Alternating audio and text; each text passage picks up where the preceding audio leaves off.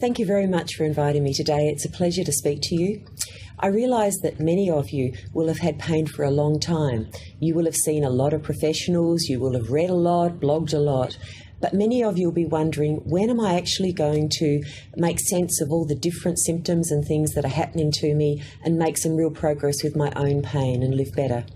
I'm hoping today that I'll be able to explain to you, maybe make some sense of the different symptoms that you've had, show you a couple of videos, show you some pictures, and help you make a start to living with less pain. I think it's worthwhile going back and wondering how it is that some women grow up with pain.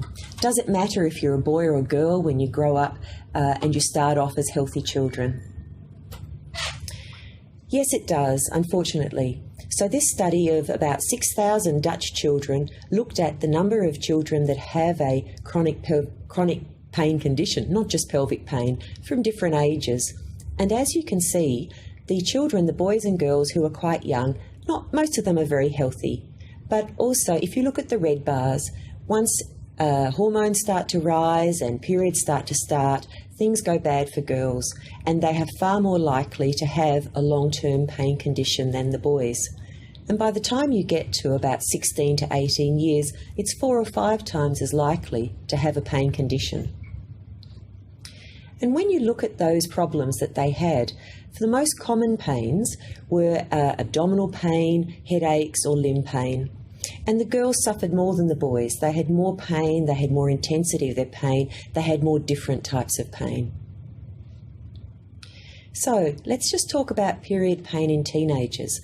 And for many of you, this may have been your first pain.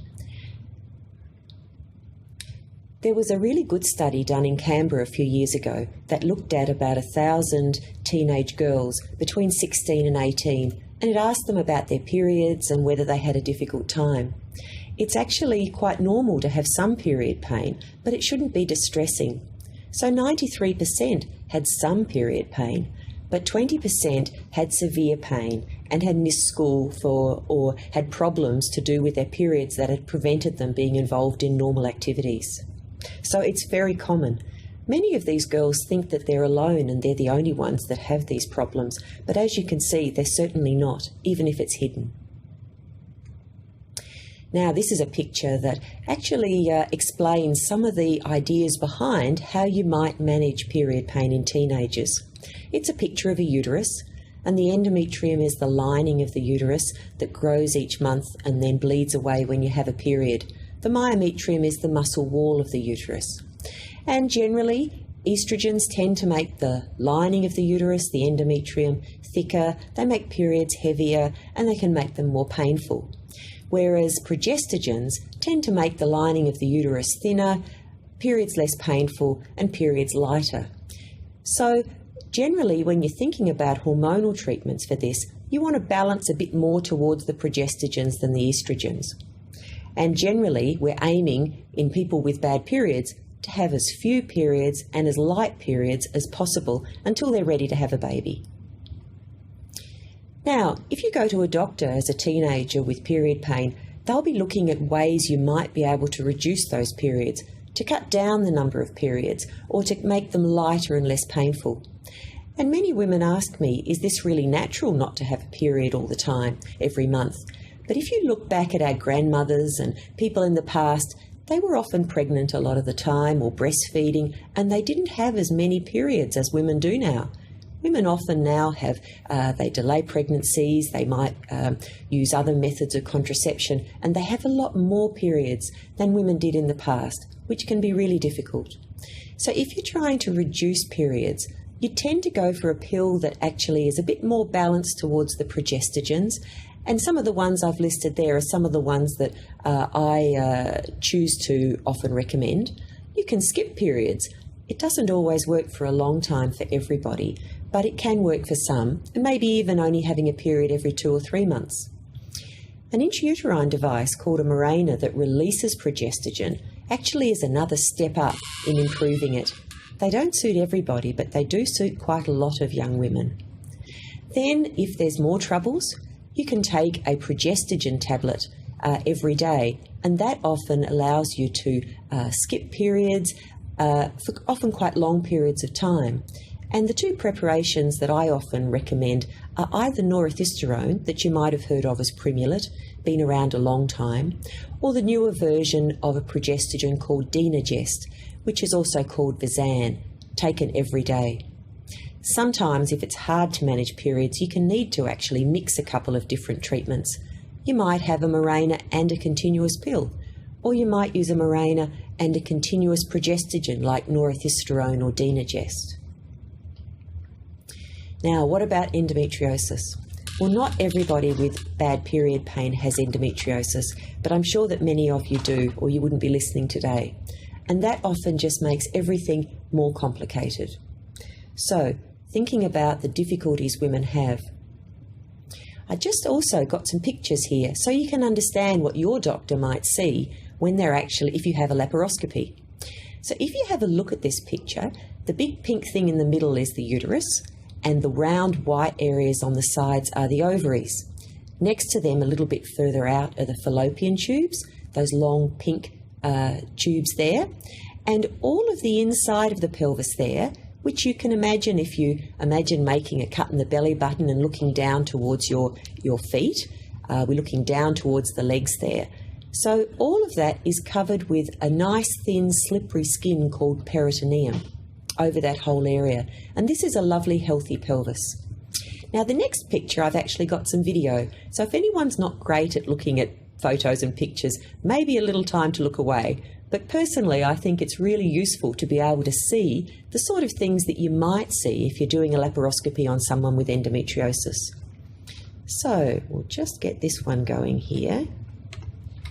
Now, this is a pelvis, and I've got my probe there, the little sucker there, just to show things.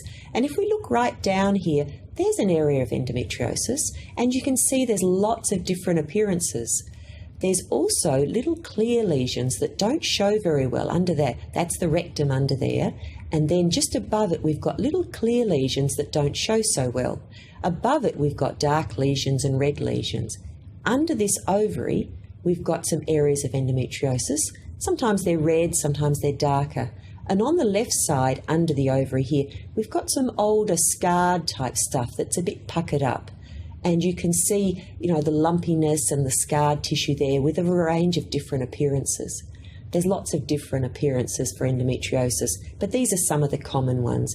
That's bowel being lifted up there, and the area down behind the uterus is the pouch of Douglas. Here's another area of endometriosis on the side wall, right out on the abdominal wall, and that's the appendix, that long, thin thing, a bit like a worm. Okay. So that's endometriosis that is quite common, and none of that would show on an ultrasound. So if you've had an ultrasound that showed nothing, it doesn't mean that you haven't got endometriosis. Endometriosis normally only shows on a scan if there's a big lump of endometriosis, like in these pictures. And if you look at the picture on the left, you'll see the round pink uterus, and you'll see the white ovary and tube, but there's a round cystic structure on the side of that ovary, and that's called an endometrioma, or a chocolate cyst. Now, they're called chocolate cysts because when you open them, which is the picture on the right, out comes a whole lot of brown fluid, a bit like chocolate, or more like ice magic, I think, these days. So that's why they're called chocolate cysts, and these will actually show on an ultrasound scan. If you have had a scan and you've got some cysts on the ovary, then I'm just showing you a couple of different pictures so that to help you work out what sort of cyst it might be. Now, the one on the left is an endometrioma, and can you see that it's a little greyish colour, and it's a little bit it's a bit like that ground glass they have in windows they don't want you to look through. So it's a sort of a greyish, even type appearance there. And that's the sort of picture you can have with an endometrioma. You can also have it if there's blood in a normal cyst that comes and goes. So it doesn't always mean there's an endometrioma, but it often does. The cyst on the right side, it's quite round, it's black, which means it's full of fluid, and this is the type of cyst called a functional cyst that would often go away by itself over a couple of months.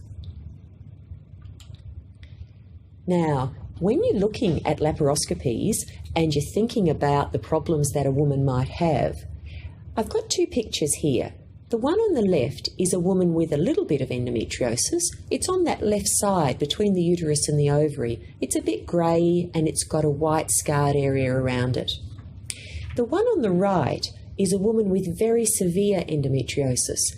Both ovaries are enlarged by cysts of endometriosis, the chocolate cysts, and the bowel you can see is stuck to everything.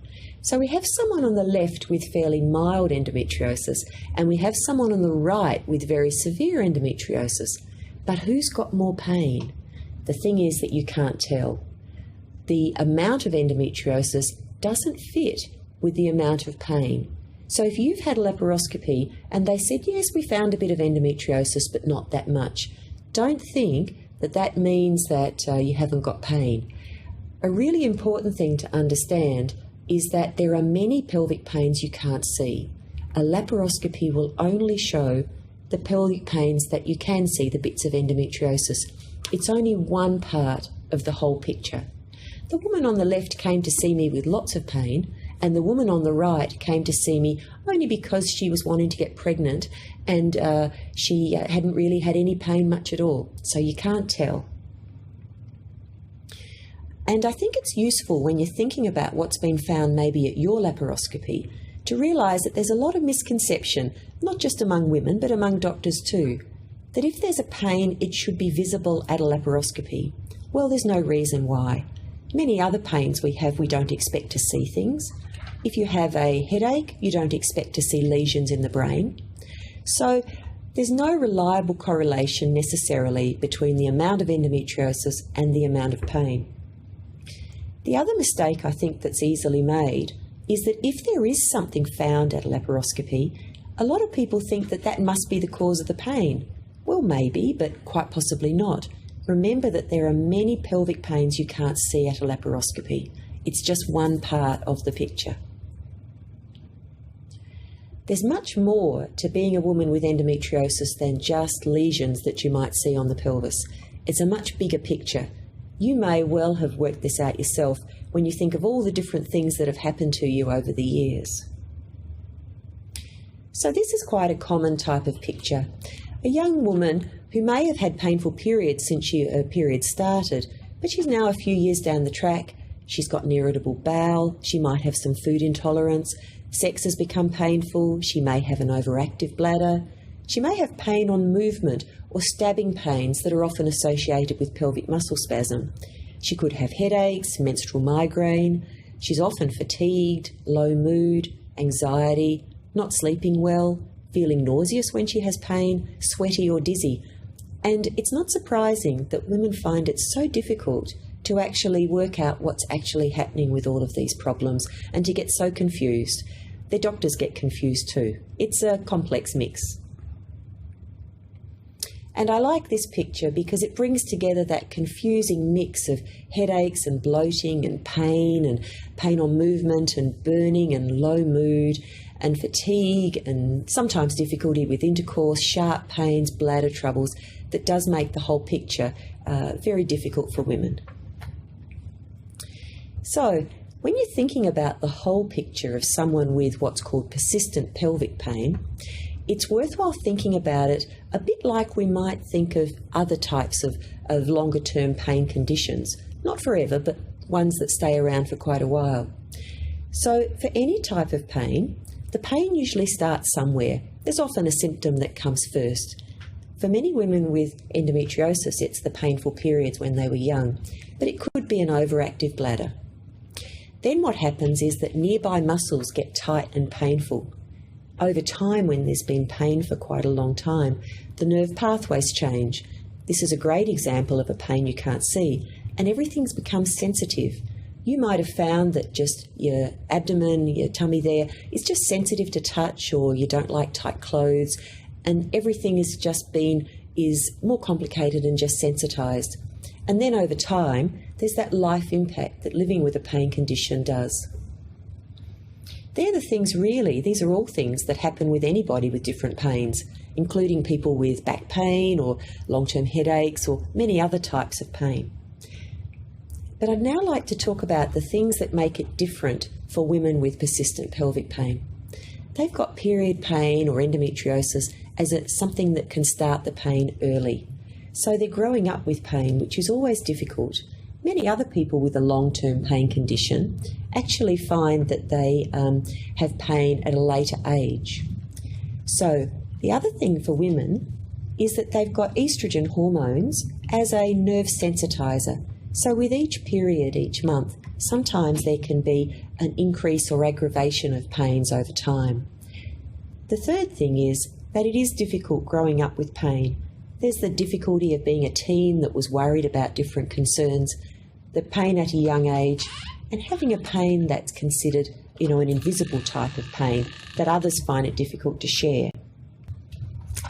All right, so when you're thinking about looking at all the problems that women have, it's good to start thinking about where the pain started in the first place.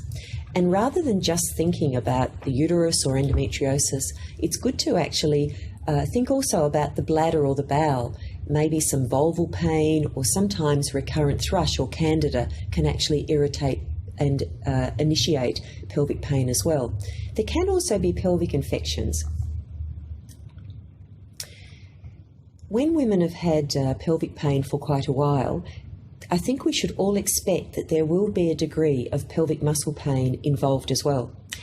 If you have a painful back condition, we've all got used to the concept that there might be a back condition, but often the worst pains are actually from the back muscle spasms. And many people with back pain will explain that the spasms are the thing that bothers them the most. The difficult thing for women is that the muscles that are relevant to this area are actually on the inside of the pelvis, so they're not easily seen and they're not easily examined or recognised. So there's two types of muscles that can be involved in this problem. So the pelvic floor is the first one, and if you have a tight or painful pelvic floor muscles, then there can be pain with intercourse, pain with smear tests. Women don't like using tampons because they're uncomfortable, or they can find vaginal examinations particularly painful. There'll often be pain with movement or a general ache, and when the pain gets bad, there'll be stabbing pains, which are sometimes described as a stabbing pain in the centre of their pelvis or up the vagina or up the bowel. There can be difficulty passing urine or emptying the bladder, which is not really surprising because most of us, if we wanted to stop passing urine, we would contract those pelvic floor muscles. So if they're already tight and contracted, it can be difficult to pass urine. And a lot of these pains refer to the lower back. So I often see women who come and they say, my back pain's a problem, but they often think it's related to something else, when actually the pelvic muscles inside are the major problem. Now the other muscles that are often involved are some muscles called obturator internus. And these are muscles most people haven't heard about because they're on the inside of the pelvis. They're on the sides of the pelvis, just inside the hip, and they extend out to the leg. So when they go into spasm, many women will find that it's hard to move, it's hard to walk, and you can often pick somebody with these problems from the beginning because they're slow to get up from their chair sometimes, or they're slow to move around, or they find that movement aggravates their pain, or some exercise. So if this type of pain will often be a pain on the side, which can come on suddenly, that might be a stabbing pain, that lasts a while, makes it difficult to move, improves with a heat pack, and a lot of women will find that when they have the spasm in this muscle, they'll prefer to curl up. This type of pain often refers down the front of the leg, not always, but often, and it can go to the back as well. It'll be worse in people who do a lot of core strength or Pilates type exercise, because obturator internus is one of the muscles included in the core, so tightening and strengthening these muscles can often aggravate that type of pain. It can be worse with prolonged sitting or prolonged standing. It's often movement related. Once again, there can be pain with a vaginal examination, and there can be pain with a vaginal ultrasound, especially when the probe pushes out on the sides of the pelvis. The next thing to realise is that if there's been pain on most days for more than 3 to 6 months, then there will be changes in the nerve pathways. There aren't blood tests or scans you can do for this, but anybody who has a pain for more than 3 to 6 months, on most days will have changes in the nerve pathways that make everything more sensitised and make managing the pain more difficult. So if you have somebody who finds that the area on the pelvis, abdomen is sensitive and things, then I think it's really worthwhile managing these nerve pathways. The thing about nerve pathways is that once they're sensitised, often women feel really bad as well. So it's not just the pain, it's actually the feeling bad. And that's where the fatigue, the low mood, the anxiety, poor sleep, nausea, dizzy, faint and sweating comes in. Sometimes there'll be a burning pain, although this is less common. Now, I think that anybody who's got long-term pain realises that it's had an effect on their life. Growing up with pain is never good, but once the nerve pathways and some of the brain pathways and things change, it really is, there is more to pain than just the things we've described here. Pain becomes an emotional experience, which is understandable for anybody with pain. People worry, they're fearful of what it will do to their work or their lifestyle, their relationships and things, and they tend to withdraw from social activities, finding that sometimes it's just easier to stay home. This, of course, doesn't help because when they do stay home, they've got nothing much to think about apart from their pain. But it's so common for people to find that they're reducing their activity and they're choosing to rest more, which is also bad for pelvic muscle pain. Now, getting better, because really, although you've taken quite a while to become unwell, there is lots that can be done to look at this whole situation. The management plan for persistent pelvic pain, well, it's stop the problem that started it in the first place, manage that, reduce the muscle spasm, manage the nerve pathways, and then get back into life and get more active and more involved with things. So, looking at the pain that started it all. With periods, we've already spoken about periods and how you can minimise this. And for most women with endometriosis and pain, minimising the periods is actually essential. It's going to be hard to manage the other things if every month you've still got bad period pain that aggravates everything. Endometriosis, yes, you can have a laparoscopy to excise that. But I think that it's worthwhile realising when you've had enough laparoscopies. Unfortunately, it's often that when women have pain, they end up having several laparoscopies and looking for that fix that they hope will fix the whole situation. Laparoscopies are useful, they're a wonderful tool for removing endometriosis, but I think that they aren't the only tool. And if you've had more than 1 or 2 laparoscopies, I think that it is time to first look at all the other things you can do that don't involve surgery rather than having more surgery. Managing the bladder and the bowel, the vulva and the candida, and of course any pelvic infections if they're present, although these are less common, is all very important. So manage the pain that started it all. So, period pain, as few and as light periods as possible until you're ready to have a baby, and laparoscopy only if there's a good reason to think that that's actually going to be beneficial. And that's usually for people that have actual period pain over several days and leading up to a period. It's often not the first choice for someone who has long-term persistent pain on most days. For bladder overactivity, there are diet triggers, and a medication called amitriptyline is often useful. I recommend that quite a lot in the patients that I see, just in small doses, and about half the women find that it's very useful and half of them find that it doesn't suit them, in which case there are other options. For an irritable bowel or bloating or food intolerance, consider a low FODMAP diet, and there's details for all of this at the Pelvic Pain Foundation website. Reducing pelvic muscle spasm. This is usually the sort of pain, if you've had a flare of pain or a sudden really bad pain, think pelvic muscle spasm first. It's often the cause. If I come into work on it after a weekend and hear that one of my patients has been in a casualty department or emergency, often it's the pelvic muscle spasm that actually sent them there. It was the severe pain that they worried about. Unfortunately, casualty departments aren't always great at sorting this out, and I think there's many things you can do yourself to help this problem. So for pelvic muscle spasm, it's worthwhile stopping the aggravating factors. So once again, manage the periods, the bladder. Reducing core strength exercise but keeping moving is excellent. So these days, a lot of young women really aim to build up their core. And for some, that'll be fine. But for women with persistent pelvic pain, it often just aggravates the problem. It's good to keep moving. So resting is not going to improve this pain. But do it gently and regularly. The sort of exercise that's good is exercise that doesn't hurt, with a lot of different activities away from the core. So walking doesn't usually cause a problem. And if, for example, you were thinking of dancing or something, then things like ballet that have a rigid stance are bad, but things like salsa, which have a lot of movements away from the core, are much better. Sort of things that have lots of different movements and are good for your health rather than, straining muscles that are tight and things.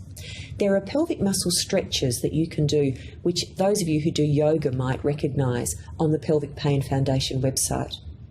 You can download a pelvic muscle relaxation CD that explains how to relax a lot of muscles from the link here, and that's a great thing that you can do.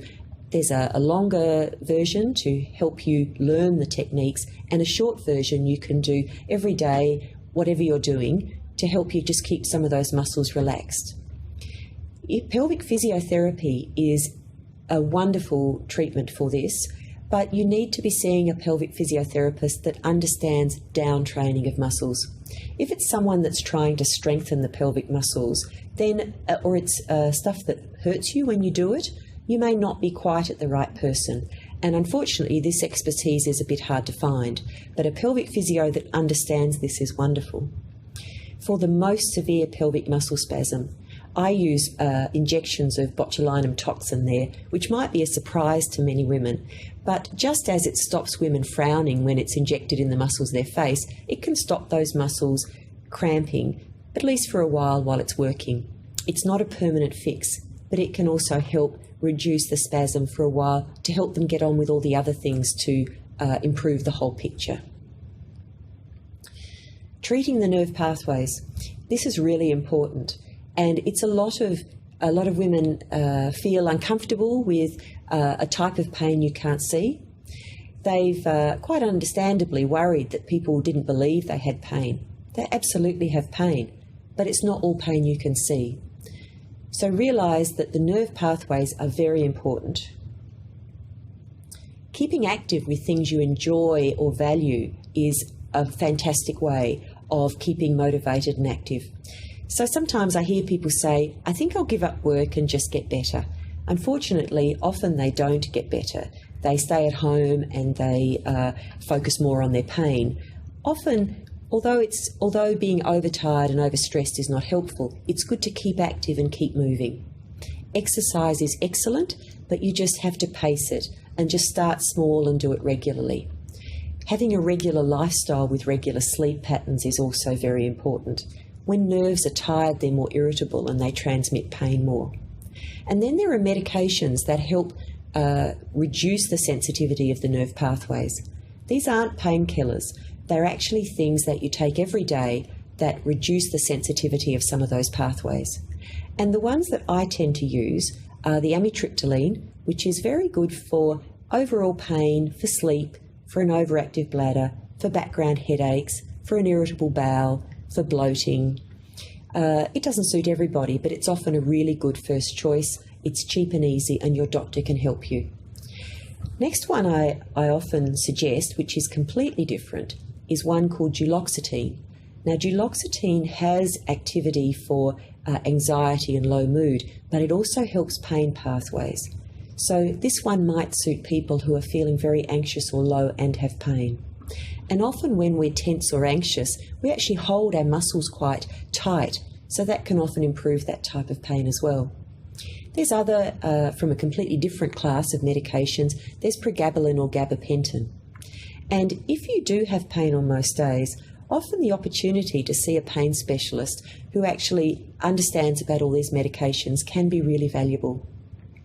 One thing I would say is that many women who have severe pain unfortunately begin to use regular opioid medications or some, stronger pain tablets. And while they can be useful for very short terms, unfortunately, if they're used for longer term or used regularly, they do actually overall tend to increase pain and make the pain pathways more sensitive. So if you are able to avoid using these regularly, that's really beneficial. Getting back into life. None of the pains that you have are likely to be dangerous. So reducing fear is actually really important. And there are ways of managing these problems. So you don't have to be scared. It's good to keep active. You have far better things to do with your life than to think about pain. It's good to learn more about the pelvic pain that you have, and the Pelvic Pain Foundation has resources and information to help you. It's good to keep active, keep working or keep involved with your family or keep involved in volunteer things, at least part-time. And remember to pace your activity, because if you do too much one day, you might fall in a heap the next day. Just do it regularly and gradually. Many people say, but can't I just have an operation? Can't I just have a hysterectomy or whatever and it'll all be over? Well, the answer is unfortunately no. And I have another video here to play. Now this one, I'll just explain. This one was in a young woman. She was just a teenager. Here we go, it's all right. There we go. She was only 15 when I did this one. And if you look down here, there's endometriosis right across the pelvis. From the left side we're looking at now, the little clear lesions. Right across, there's speckledness all over the side wall of the pelvis. Little specks of little blood vessels and clear lesions and abnormalities. She's only 15. And across here, all that area of skin there, that's the rectum there, but all the other area of skin has got endometriosis. And there's black bits and white bits and red bits and clear bits. So this is a very significant area of endometriosis. Now in a minute you'll see that I've actually removed all the endometriosis. I've taken off all the peritoneum, that skin that's affected, and the new skin will grow over in a couple of weeks' time. So this doesn't look great at the moment. It will look beautiful afterwards, but all her endometriosis has been removed, absolutely all of it. The ovaries have been lifted up with a little dissolvable stitch that will just keep them up for a little while and then break so they don't stick and things. So that's just a temporary thing. But you can see that everything's been removed. So the issue afterwards, is that enough? She's 15, is that enough to fix her pain? I don't think so. She has far more than just endometriosis. She needs to minimise her periods so that she can reduce the chance of new endometriosis lesions and having continued pain. So we put a Mirena intrauterine device in, even though she was only young, and we've suppressed her cycle with the contraceptive pill so that she has no periods. We managed the constipation that she has, because you don't need that if you've got pelvic pain. So she takes Normacol Plus, which is the one I prefer because it doesn't tend to, gives you nice soft bowels without too much wind. She had an achy pain on most days with the stabbing pain, so she had the pelvic muscle pain. You can't see it at a laparoscopy, but it's there. So she does regular gentle exercise, she started the stretches, and she saw a pelvic physiotherapist to help her get back moving again. She had a bit of an overactive bladder and headaches, so she takes a little bit of amitriptyline each evening to keep them under control. And she was missing school, life had become difficult, she was very anxious and very unsure of herself. Happily, 3 years later, she's actually fine with no particular pain conditions. We'll have to keep an eye on her over time, but can you see that laparoscopy alone was important, but not the only management of her pain and would not have been enough by itself. Now this is the slide from the Pelvic Pain Foundation of Australia, and I hope that you will look at the website. You can join the Facebook to find out what's new on pelvic pain and look at the resources. We're a not-for-profit organisation in Australia, and we look after teens, women and men with pelvic pain. This is the website with lots of information and events and things that people can become involved in. And there's a free pelvic pain e-booklet that you can download and send to any friends of yours that you choose to. And just to say that most of us think this is just a women's problem, but men have pelvic pain too. They get everything women get without the periods, the endometriosis and the migraines. And they're often this is even more hidden. So thank you very much for listening today.